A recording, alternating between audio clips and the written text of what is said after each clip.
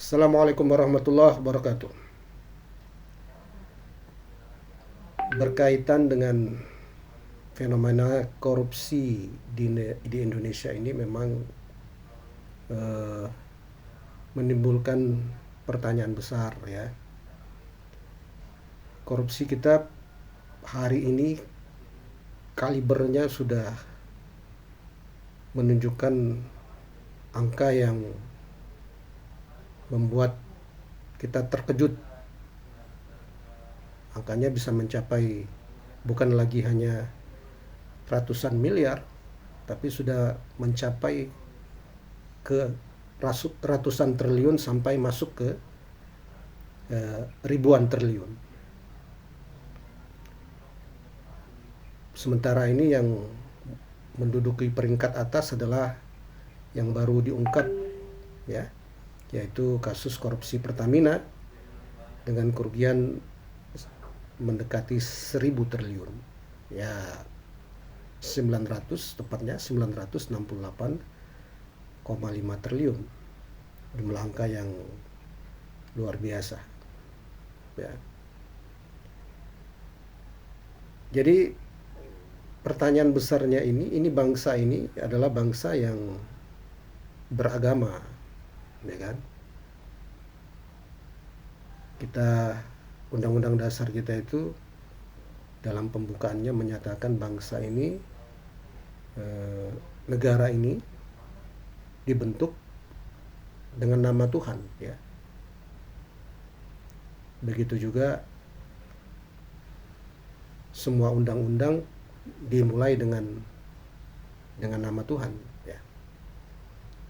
Bahkan persyaratan semua jabatan publik di negara kita ini juga mensyaratkan manusia yang beriman dan bertakwa. Tapi aneh kemudian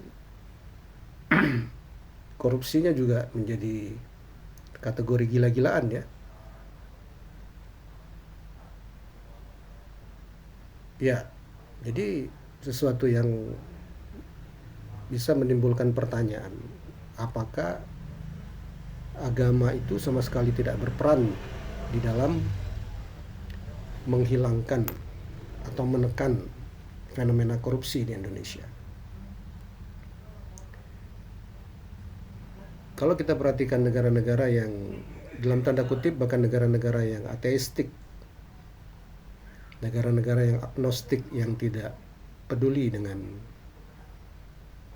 agama, atau bahkan yang tidak meyakini adanya Tuhan ya, itu relatif kemampuan mereka mengatasi korupsi lebih baik daripada kita.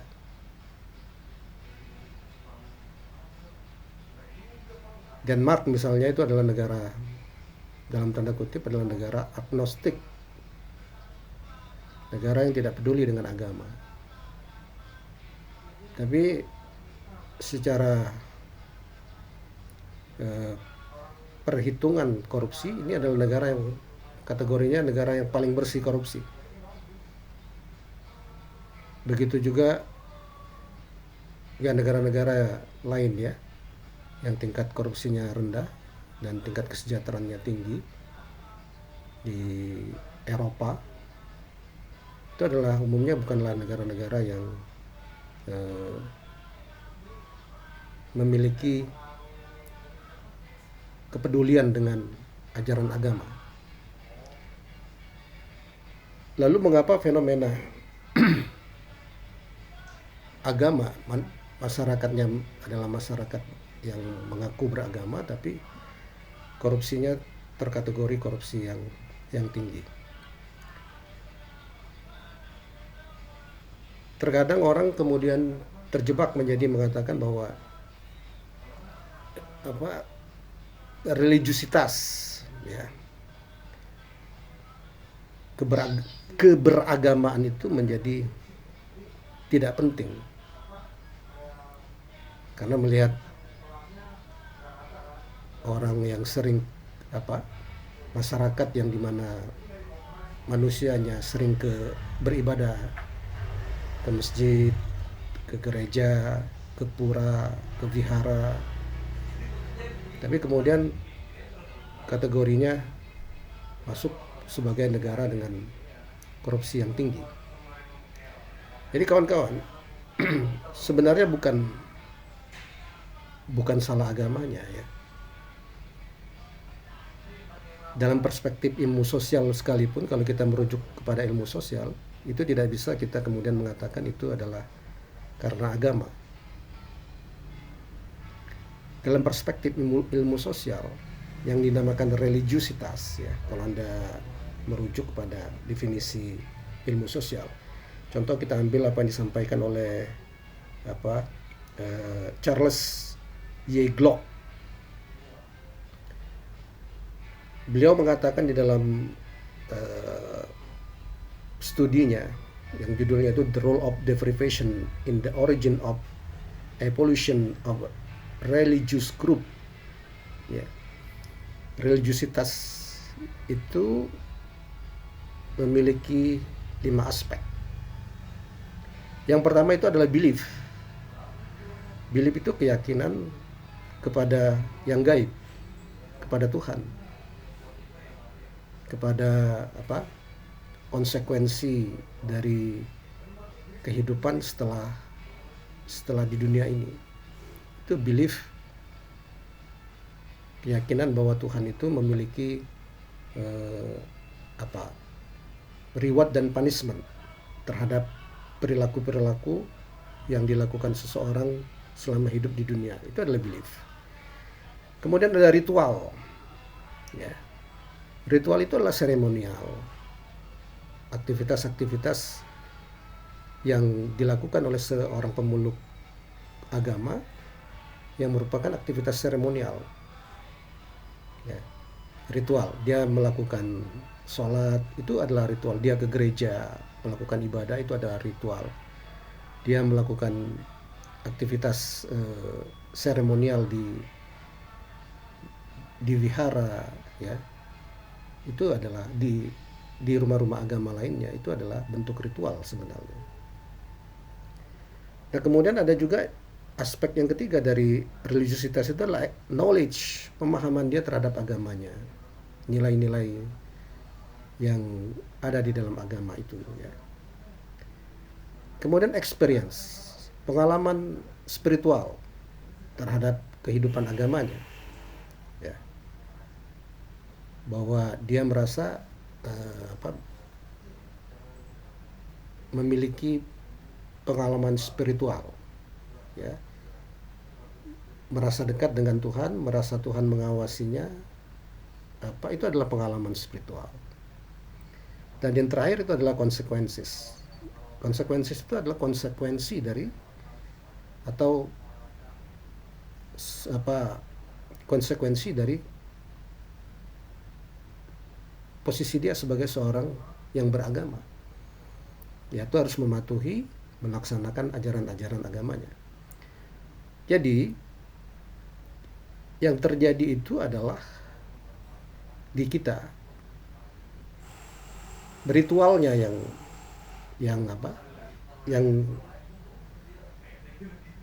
yang merefleksikan ya. Tapi kalau yang dikatakan religiusitas itu tidak cukup dengan ritual. Religiusitas itu semua 5 aspek tadi masuk. Maka seseorang yang memiliki religiusitas yang baik, personal yang memiliki religiusitas yang baik ya, itu pasti akan mempunyai daya tahan terhadap korupsi. Permasalahannya aspek-aspek seperti belief ya, experience, consequence itu tidak bisa dilihat secara visual oleh orang lain. Yang bisa dilihat secara visual itu adalah ritual. Dia ke gereja, dia ke masjid ya, dia ke Mekah untuk melakukan umroh dan haji. Itu adalah ritual. Tapi ritual itu tidak sama dengan religiusitas. Ya. Kalau saya ambil di dalam ajaran agama Islam misalnya, seseorang yang melakukan sholat itu tidak identik bahwa dia selamat dari punishment ya. Kalau dia melakukan sholatnya itu pertama misalnya karena mengharapkan pujian manusia, tidak mencegah dia dari perbuatan keji dan mungkar. Jadi sholatnya itu adalah sholat yang tidak bermakna. Itu hanya ritual saja. Nah, jadi oleh karena itu, ya, religiusitas itu kalau hadir dalam diri seseorang itu akan menekan. Tapi permasalahannya religiusitas itu dia butuh situasi yang kondusif untuk bisa continue, untuk bisa permanen hadirnya. Kondisi yang kondusif itulah yang dinamakan sistem. Ya. Oleh karena itu dalam penelitian-penelitian sosial terkait dengan bagaimana hubungan religius dengan korupsi, selalu akan kita dapatkan saran bahwa sistemnya harus dihidupkan karena kita tidak bisa mengandalkan religiusitas itu hadir secara kontinu. Ya. Kalau ritual bisa secara kontinu terjadi. Orang setiap hari bisa melakukan atau setiap pekan bisa ke gereja, bisa sholat Jumat ke masjid, ya kan? Bisa bahkan umroh, bisa dia naik haji. Tapi pada saat yang sama dia melakukan perbuatan-perbuatan yang dalam perspektif religiusitas ditentang, yaitu korupsi. Nah, untuk menjaga agar pertama, kalau ada orang yang memiliki religiusitas yang baik itu tetap bisa konsisten, bisa kontinu dan bisa menjaga religiusitasnya. Kedua juga agar orang-orang yang kurang religiusitas itu terbentuk, ya, terpola menjadi orang yang tidak suka korupsi. Itu harus ada sistem yang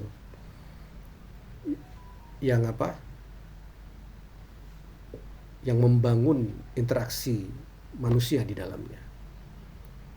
Nah, ketika kita bicara sistem, disitulah kemudian adanya perlu yang dinamakan nilai-nilai untuk menghidupkannya, yaitu ada yang namanya kontrol sosial, ada yang namanya transparansi, ada yang namanya akuntabilitas, ada yang namanya integritas, ya. Itu semua dibangun berdasarkan sistem, tidak mengandalkan religiusitas personal. Karena religiusitas personal itu kalau berada pada sistem yang buruk, dia bisa hilang, ya. Bisa tinggal hanya ritualnya saja. Religiusitasnya hilang, tinggal ritualnya saja. Nah, itu masalahnya. Jadi kalau kita ingin berbicara pemberantasan korupsi, itu tidak cukup menekankan aspek religiusitas pribadi tanpa membackup lingkungan agar religiusitas itu hidup secara subur dan permanen. Ya. Jadi tetap sistem di mana seseorang itu hidup dan berinteraksi dengan orang lain itu akan menentukan penerimaan atau penolakan dia terhadap korupsi. Seseorang yang awalnya memiliki religiusitas yang baik, ya, karena hidup di sistem yang korup, sistem yang menghalalkan cara, sistem yang penuh dengan suap, sistem yang penuh dengan kecurangan, itu bisa menghilangkan aspek religiusitasnya, walaupun aspek ritualnya masih dia lakukan. Dia masih melakukan aktivitas-aktivitas seremonial keagamaan, karena itu adalah kepentingan sosial dia. Dia masih mengunjungi masjid, dia masih mengunjungi gereja, dia masih mengunjungi wihara, ya kan? Dia bahkan masih melakukan umroh, masih melakukan haji, ya. Tapi itu adalah ritual, bukan religiusitas. Religiusitas dia sudah hilang. Yang tinggal hanya ritual saja untuk kepentingan pengakuan sosial dari lingkungannya. Nah, jadi sekali lagi dalam kesempatan ini kita mengingatkan untuk mengatasi korupsi itu tidak cukup dengan religiusitas personal. Tetap kita berkepentingan untuk membangun sistem yang kondusif agar setiap orang masuk dalam sistem itu perilakunya dipaksa berubah menjadi perilaku yang tidak suka dengan korupsi, ya. Demikian teman-teman yang dapat saya sampaikan. Sekali lagi, kalau ada hal-hal yang Anda ingin tambahkan, silakan tulis di komen, ya. Dan jangan lupa like, share, dan subscribe video ini. Terima kasih. Assalamualaikum warahmatullahi wabarakatuh.